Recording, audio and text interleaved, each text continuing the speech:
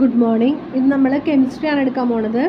കെമിസ്ട്രിയിൽ next chapter 9ാമത്തെ chapter chemical thermodynamics. അപ്പോൾ നമുക്കിതിൽ കുറച്ച് ടേംസുകളാണ് നോക്കാനുള്ളത്. തെർമോഡൈനാമിക്സുമായി ബന്ധപ്പെട്ടുള്ള കുറച്ച് ടേംസുകളാണ് മെയിനായിട്ട് ഈ ചാപ്റ്ററിൽ പറയുന്നത്. അപ്പോൾ നമുക്ക് ഫസ്റ്റ് മനസ്സിലാക്കേണ്ട കാര്യം ഒരു സിസ്റ്റം എന്താണെന്നുള്ളതാണ്. ഒരു സിസ്റ്റം എന്ന് പറയുന്നത് part of the physical universe which is under study while the rest of the universe is surroundings. അതായത് നമ്മൾ പഠിക്കാൻ ഉദ്ദേശിക്കുന്ന നമ്മുടെ യൂണിവേഴ്സിൻ്റെ ഭാഗമായിട്ടുള്ള ഒരു ചെറിയ പോർഷൻ, അതിനെയാണ് നമ്മൾ എന്ത് പറയുക, സിസ്റ്റം എന്ന് പറയുന്നത്. അതിന് ചുറ്റുമുള്ള എല്ലാം, യൂണിവേഴ്സിലുള്ള എല്ലാം എന്താണ്, സറൗണ്ടിങ് ആണ്. മെയിനായിട്ട് സിസ്റ്റവും സറൗണ്ടിങ് ആണുള്ളത്. ആ സിസ്റ്റം എന്ന് പറയുന്നത് നമ്മൾ എന്തിനെക്കുറിച്ചാണോ പഠിക്കുന്നത് അതാണ് എന്ത്, സിസ്റ്റം. യൂണിവേഴ്സിൽ നമ്മൾ എന്തിനെക്കുറിച്ച് പഠിക്കുന്നു അത് സിസ്റ്റമാണ്. അതിന് ചുറ്റുമുള്ളത് എന്താണ്, അതിൻ്റെ സറൗണ്ടിങ്സ് ആണ്. ഇനി സിസ്റ്റം തന്നെ ഡിഫറെൻറ്റ് ടൈപ്സ് ഉണ്ട്. അതിലൊന്നാമത്തത് ഐസോലേറ്റഡ് സിസ്റ്റം. ഐസോലേറ്റഡ് സിസ്റ്റം എന്ന് പറയുമ്പോൾ A system which can exchange neither matter nor energy with the surroundings. അതായത് സറൗണ്ടിങ്സ് ആയിട്ട് ആ സിസ്റ്റം എനർജിയോ മാറ്ററോ ഒന്നും തന്നെ എന്ത് ചെയ്യുന്നില്ല, എക്സ്ചേഞ്ച് ചെയ്യുന്നില്ല. അങ്ങനെയുള്ള സിസ്റ്റത്തിനെയാണ് എന്ത് പറയുന്നത്, ഐസോലേറ്റഡ് സിസ്റ്റം. ഇനി ക്ലോസ്ഡ് സിസ്റ്റം എന്ന് പറയുമ്പോൾ എന്താണ്, അവിടെ എനർജി എക്സ്ചേഞ്ച് ചെയ്യുന്നുണ്ട് പക്ഷേ മാറ്റർ എക്സ്ചേഞ്ച് ചെയ്യുന്നില്ല. എനർജി എക്സ്ചേഞ്ച് ചെയ്യുന്നുണ്ട് പക്ഷേ മാറ്റർ എക്സ്ചേഞ്ച് ചെയ്യുന്നില്ല. Closed system is a system which can exchange energy but not matter with the surroundings. ഇനി ഓപ്പൺ സിസ്റ്റം എന്ന് പറയുമ്പോൾ എന്താണ്, എനർജിയും മാറ്ററും എന്ത് ചെയ്യുന്നുണ്ട്, രണ്ടും ഒരേപോലെ സറൗണ്ടിങ്സ് ആയിട്ട് എക്സ്ചേഞ്ച് ചെയ്യുന്ന സിസ്റ്റത്തിനെയാണ് എന്ത് പറയുക, ഓപ്പൺ സിസ്റ്റം എന്ന് പറയാം. സിസ്റ്റം എന്താണെന്ന് പറഞ്ഞു, നമ്മൾ പഠിക്കാൻ ഉദ്ദേശിക്കുന്ന ആ ഒരു ഭാഗമാണ് സിസ്റ്റം പറയണത്. അതിന് ചുറ്റുമുള്ളതൊക്കെ എന്താണ്, സറൗണ്ടിങ്സ് ആണ്. 3 ടൈപ്പ് സിസ്റ്റമാണുള്ളത്. ഏതൊക്കെയാണ് സിസ്റ്റംസ് വരുന്നത്, ഐസോലേറ്റഡ് സിസ്റ്റം, അതായത് എനർജിയോ മാറ്ററോ ഒന്നും തന്നെ സറൗണ്ടിങ്സ് ആയിട്ട് എക്സ്ചേഞ്ച് ചെയ്യുന്നില്ല. ക്ലോസ്ഡ് സിസ്റ്റം എന്ന് പറഞ്ഞു കഴിഞ്ഞാലോ എനർജി എക്സ്ചേഞ്ച് ചെയ്യുന്നുണ്ട് പക്ഷേ മാറ്റർ എക്സ്ചേഞ്ച് ചെയ്യുന്നില്ല. ഓപ്പൺ സിസ്റ്റം എന്ന് പറഞ്ഞു കഴിഞ്ഞാൽ എനർജിയും മാറ്ററും എന്ത് ചെയ്യുന്നുണ്ട്, എക്സ്ചേഞ്ച് ചെയ്യുന്നുണ്ട്. ഇനി എന്താണ് പ്രോസസ്സ്? നമ്മളിപ്പോൾ കെമിസ്ട്രിക്ക് പഠിക്കുമ്പോൾ പറയില്ലേ, കെമിക്കൽ പ്രോസസ്സ്, ഫിസിക്കൽ പ്രോസസ്സ് എന്നൊക്കെ പറയുന്നുണ്ട്. അപ്പോൾ എന്താണ് പ്രോസസ്സ് എന്ന് പറയുന്നത്, ഒരു സ്റ്റേറ്റ് ചേഞ്ച് ചെയ്യുന്ന കാര്യങ്ങൾ. സ്റ്റേറ്റ് എന്ന് പറയുമ്പോൾ ലിക്വിഡ്, സോളിഡ്, അങ്ങനെയുള്ള സ്റ്റേറ്റുകൾ ചേഞ്ച് ചെയ്യുന്ന ആ ഒരു തരം സീരീസുകളാണ് എന്ന് പറയണത് നമ്മൾ പ്രോസസ്സുകൾ എന്ന് പറയുന്നത്. ഇനി അത് എത്ര ടൈപ്പ് ഉണ്ടെന്ന് നോക്കാം. പ്രോസസ്സുകൾ പല ടൈപ്പിലുണ്ട്. അതിലൊന്ന് എന്താണ്, ഐസോതെർമൽ പ്രോസസ്സ് എന്ന് പറയുമ്പോൾ അങ്ങനെയുള്ള പ്രോസസ്സുകളിൽ ടെമ്പറേച്ചർ കോൺസ്റ്റൻ്റ് ആയിരിക്കും. ടെമ്പറേച്ചർ എപ്പോഴും കോൺസ്റ്റൻ്റ് ആയിട്ടുള്ള പ്രോസസ്സുകളാണ് എന്ത്, ഐസോതെർമൽ പ്രോസസ്സ്. ഐസോ ഒരുപോലെ, തെർമൽ ടെമ്പറേച്ചർ പ്രോസസ്സ്. എങ്ങനെയാണ് അത് ആ ഒരു സിസ്റ്റം എന്താക്കുക, ഐസോതെർമൽ പ്രോസസ്സുകളിലേക്ക് കൊണ്ടുവരിക? ഒന്നുകിൽ കൂടുതലുള്ള ഹീറ്റിനെ ലിബറേറ്റ് ചെയ്തിട്ടോ അല്ലെങ്കിൽ ഹീറ്റിനെ അബ്സോർബ് ചെയ്തിട്ടോ അതിനെന്ത് ചെയ്യും, ഈക്വൽ ആക്കിയിട്ട് അല്ലെങ്കിൽ കോൺസ്റ്റൻ്റ് ആയിട്ട് കൊണ്ടു നടക്കും. ഇനി രണ്ടാമത് വരുന്നത് അഡിയബാറ്റിക് പ്രോസസ്സ് എന്ന് പറയുന്നത് സറൗണ്ടിങ്സ് ആയിട്ട് സിസ്റ്റത്തിന് ഒരു ഹീറ്റ് എക്സ്ചേഞ്ച് ഇല്ല. ഹീറ്റിനെ സറൗണ്ടിങ് ആയിട്ട് സിസ്റ്റം ഹീറ്റ് എക്സ്ചേഞ്ച് ചെയ്യുന്നില്ല. അങ്ങനെയുള്ള പ്രോസസ്സുകളാണ് എന്ത്, അഡിയബാറ്റിക് പ്രോസസ്സുകൾ. ഇനി റിവേഴ്സബിൾ പ്രോസസ്സ്, മൂന്നാമത്തെയാണ് റിവേഴ്സബിൾ പ്രോസസ്സ് എന്ന് പറയുന്നത്, ഇപ്പോൾ ഒരു എക്സാമ്പിൾ പറയുകയാണെങ്കിൽ വെള്ളം ഐസായി അല്ലേ, ഐസ് പിന്നെയും എന്താകും, വെള്ളമാവും. അങ്ങോട്ടും ഇങ്ങോട്ടും ഒക്കെ തിരിച്ച് നടക്കാൻ പറ്റുന്ന പ്രോസസ്സുകളാണ് എന്ത്, റിവേഴ്സബിൾ പ്രോസസ്സ്. ഇനി ഇറിവേഴ്സിബിൾ പ്രോസസ്സ് എന്ന് പറഞ്ഞു കഴിഞ്ഞാൽ ഒരു പ്രോസസ്സ് ഒരിക്കൽ നടന്നു, പിന്നീട് അത് ഒരിക്കലും എന്ത് ചെയ്യില്ല, പഴയ രീതിയിലേക്ക് മാറില്ല. അങ്ങനെയുള്ളതിനെയാണ് എന്ത് പറയുക, ഇറിവേഴ്സിബിൾ പ്രോസസ്സ്. നമ്മൾ വിറക് നമ്മൾ കത്തിച്ചു, ആ ചാരം എടുത്തിട്ട് പിന്നെയും നമുക്ക് എന്താക്കാൻ പറ്റില്ല, വിറകാക്കാൻ പറ്റില്ല. അങ്ങനെയുള്ള പ്രോസസ്സുകളാണ് ഇറിവേഴ്സിബിൾ പ്രോസസ്സ്. അപ്പം ഇങ്ങനെയാണ് 4 പ്രോസസ്സുകൾ വരുന്നത്. ഇനി നെക്സ്റ്റ് വരുന്നത് 2 ടൈപ്പ് റിയാക്ഷൻസ് ആണ്, എക്സോതെർമിക്കും എൻഡോതെർമിക്കും. അപ്പോൾ തെർമിക് എന്ന് പറയുമ്പോൾ എന്താണ്, ഹീറ്റുമായി ബന്ധപ്പെട്ടുള്ള റിയാക്ഷൻസ് ആണ് അല്ലേ. അപ്പോൾ എക്സോതെർമിക് റിയാക്ഷൻസ് പറയുമ്പോൾ എക്സോ എന്ന് പറയുമ്പോൾ എന്താണ്, ഹീറ്റിനെ പുറത്തേക്ക് വിടുന്ന അല്ലെങ്കിൽ ലിബറേറ്റ് ചെയ്യുന്ന റിയാക്ഷൻസിനെയാണ് നമ്മൾ എന്ത് പറയുക, എക്സോതെർമിക് റിയാക്ഷൻസ് എന്ന് പറയാം.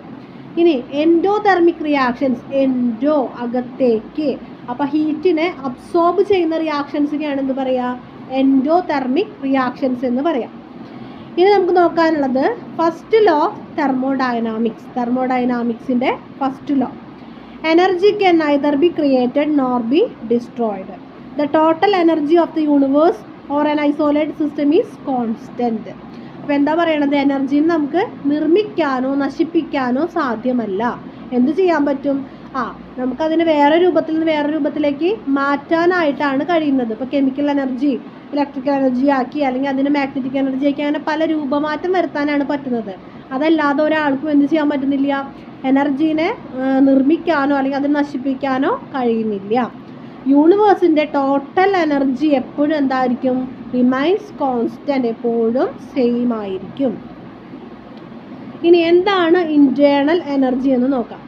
ഇൻറ്റേർണൽ എനർജി എന്ന് പറയുന്നത് sum of the energies of all atoms, molecules, ions contained in an system. അതായത് ഒരു സിസ്റ്റത്തിൻ്റെ ഉള്ളിലുള്ള ആറ്റംസും മോളിക്യൂൾസും അയോൺസും അങ്ങനെയുള്ള എല്ലാം ഉൾക്കൊള്ളുന്ന എനർജികളുടെ എല്ലാം സമ്മ്, അതിനെയാണ് എന്ത് പറയുന്നത്, ഇൻറ്റേർണൽ എനർജി എന്ന് പറയുന്നത്. നെക്സ്റ്റ് വരുന്നത് എൻതാൽപ്പി ഓഫ് ഫോർമേഷൻ. ഈ എൻതാൽപ്പി എന്ന് പറയുന്ന ടേം വരുമ്പോൾ തന്നെ നമ്മൾ മനസ്സിലാക്കേണ്ട കാര്യം എന്ന് പറയുന്നത് ഒരു മോൾ സബ്സ്റ്റൻസിൻ്റെ കാര്യമാണ് പറയാം. എൻതാൽപ്പിയിൽ ഒരു മോൾ സബ്സ്റ്റൻസുമായി ബന്ധപ്പെട്ട എന്തോ, എൻതാൽപ്പി ഓഫ് ഫോർമേഷൻ എന്ന് പറഞ്ഞാൽ ഒരു മോൾ എന്തോ ഫോം ചെയ്യുന്നു. എൻതാൽപ്പി ഓഫ് കമ്പോഷൻ, ഒരു മോൾ എന്തോ എന്താ പറയുക കത്തുന്നു. എൻതാൽപ്പി ഓഫ് അറ്റമൈസേഷൻ, ഒരു മോൾ എന്തോ അങ്ങനെ ഒരു അറ്റമൈസേഷന് വിധേയമാകുന്നു. അപ്പോൾ എന്തും ഒരു മോളുടെ കേസാണ് എൻതാൽപ്പിയിൽ പറയുന്നത്. അപ്പോൾ എൻതാൽപ്പി ഓഫ് ഫോർമേഷൻ എന്ന് പറയുന്നത് 1 mole of pure compound formed from its element in their most suitable state.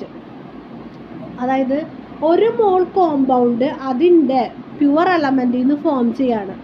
ഒരു മോൾ കോമ്പൗണ്ട് അതിൻ്റെ എലമെൻസിൽ നിന്ന് ഫോം ചെയ്യാണ്. അതിനെയാണ് എന്ത് പറയുക, എൻതാൽപ്പി ഓഫ് ഫോർമേഷൻ എന്ന് പറയാം.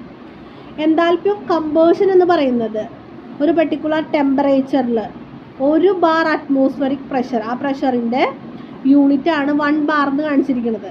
1 bar അറ്റ്മോസ്ഫറിക് പ്രഷറിൽ 1 മോൾ സബ്സ്റ്റൻസ് ഓക്സിജനായിട്ട് റിയാക്ട് ചെയ്യുന്നതിനാണ് എന്ത് പറയുക, എൻതാൽപ്പി ഓഫ് കമ്പേഷൻ. കമ്പേഷൻ എന്ന് പറയുന്നത് കത്തുന്ന എപ്പോഴും എന്താണ്, കത്തുക എന്ന് പറഞ്ഞു കഴിഞ്ഞാൽ ഓക്സിജനായിട്ട് റിയാക്ട് ചെയ്യുന്നതിനാണ് നമ്മൾ കത്തുക എന്ന് പറയുക. അപ്പോൾ 1 മോൾ സബ്സ്റ്റൻസ് ഓക്സിജനായിട്ട് റിയാക്ട് ചെയ്യുകയാണ് എപ്പോൾ, ഒരു പെർട്ടിക്കുലർ ടെമ്പറേച്ചറിൽ 1 bar പ്രഷറിൽ. അതിനെയാണ് എൻതാൽപ്പി ഓഫ് കമ്പേഷൻ എന്ന് പറയുന്നത്. ഇനി enthalpy of neutralisation. Enthalpy of neutralisation എന്ന് പറയുന്നത് 1 mole hydrogen ion 1 mole hydronium അയോണുമായിട്ട് റിയാക്ട് ചെയ്യാം aqueous medium to form water. അപ്പോൾ വാട്ടർ എന്ന് പറയുമ്പോൾ H++H2O3 H2O- അങ്ങനെയാണ് വരുന്നത് വാട്ടറിനെ സ്പ്ലിറ്റ് ചെയ്യുമ്പോൾ. അപ്പോൾ വാട്ടർ ഉണ്ടാവാൻ, അതായത് 1 മോള് ഹൈഡ്രജൻ അയോണും 1 മോള് ഹൈഡ്രോക്സൈൽ അയോണും, 1 മോൾ ഹൈഡ്രജൻ അയോണും 1 മോള് ഹൈഡ്രോക്സൈൽ അയോണും കൂടെ എന്താണ് ഡൈല്യൂട്ട് ചെയ്ത് അക്വസ് മീഡിയത്തിൽ വാട്ടർ ഫോം ചെയ്യുന്ന ആ ഒരു പ്രോസസ്സിനെയാണ് എൻതാൽപ്പി ഓഫ് ന്യൂട്രലൈസേഷൻ എന്ന് പറയുന്നത്. ഇനി നെക്സ്റ്റ് വരുന്നത് enthalpy of atomisation. Enthalpy of atomisation എന്ന് പറയുന്നത് it is the change in enthalpy when 1 mole of a substance is converted into its atoms in gaseous state at a given temperature and 1 bar pressure. അതായത് 1 bar പ്രഷറിലും ഒരു particular ടെമ്പറേച്ചറിലും എന്ത് സംഭവിക്കുകയാണ്, 1 മോൾ substance അതിൻ്റെ gaseous ഫോമിലുള്ള atom ഫോമിലേക്ക് മാറാണ്. അതായത് gaseous സ്റ്റേറ്റിലുള്ള ആറ്റം ഫോമിലേക്ക് മാറുക. 1 മോള് സബ്സ്റ്റൻസ് അതിൻ്റെ ഗ്യാഷ്യസ് സ്റ്റേറ്റിലുള്ള ആറ്റം ഫോമിലേക്ക് ഒരു പെർട്ടിക്കുലർ ടെമ്പറേച്ചറിലും 1 bar പ്രഷറിലും മാറുന്നതിനെയാണ് എൻതാൽപ്പി ഓഫ് അറ്റോമൈസേഷൻ എന്ന് പറയുന്നത്.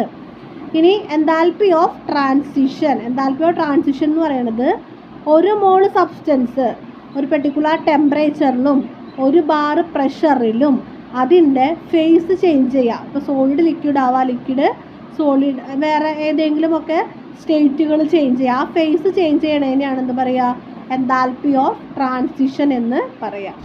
ഇനി നെക്സ്റ്റ് വരുന്നതാണ് enthalpy of ionisation. Enthalpy of ionisation എന്ന് പറയുന്നത് ഒരു മോള് വീക്ക് ഇലക്ട്രോലൈറ്റ് അതിൻ്റെ സൊല്യൂഷനിൽ എന്ത് ചെയ്യുക, കംപ്ലീറ്റ്ലി അയണൈസ് ചെയ്യുന്ന പ്രോസസ്സ്.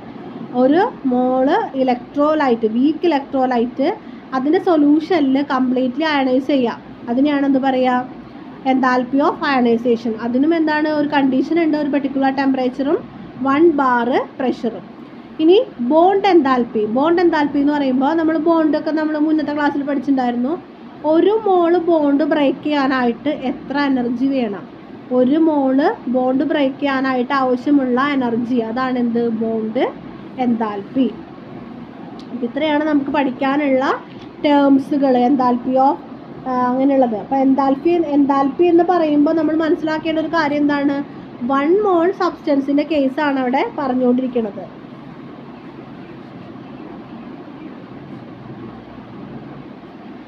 ഇനി നെക്സ്റ്റ് നമുക്കൊരു ലോ നോക്കാനുണ്ട്, Hess's law of constant heat summation. ഈ ലോ എന്താ പറയണതെന്ന് വെച്ച് കഴിഞ്ഞാൽ, the enthalpy reaction is independent of the number and nature of the intermediate step. അതായത് ഒരു റിയാക്ഷൻ നടക്കുന്ന സമയത്ത് അവിടെയുള്ള മോളിക്യൂൾസിൻ്റെ നമ്പറിനെയോ നേച്ചറിനെയോ അത് ഡിപ്പെൻഡ് ചെയ്തിട്ടല്ല നടക്കുന്നത്, സ്റ്റേറ്റ് ചേഞ്ച് ആണ് അവിടെ വരുന്നത് മെയിനായിട്ട്. ഇതാണ് ഹെസസ് ലോ പറയുന്നത്. ഈ ഒരു ലോയും കൂടെ ഓർത്തിരിക്കാം. ഇത്രയാണ് നമുക്ക് ഈ ചാപ്റ്ററിൽ പഠിക്കാനുള്ളത്. തെർമോഡൈനാമിക്സുമായി ബന്ധപ്പെട്ടിട്ടുള്ള കുറേ ടേംസുകൾ, സിസ്റ്റം, ടൈപ്സ് ഓഫ് സിസ്റ്റം, പ്രോസസ്സുകൾ, ടൈപ്സ് ഓഫ് പ്രോസസ്സുകൾ, പിന്നെന്താണ്, അങ്ങനെ കുറേ എൻതാൽപ്പീസ്. അപ്പോൾ ഇതൊക്കെ എന്താണെന്ന് നോക്കി വയ്ക്കുക. അപ്പോൾ ഡിഫൈൻ ക്വസ്റ്റ്യൻസ് ആയിട്ട് ചോദിക്കാം.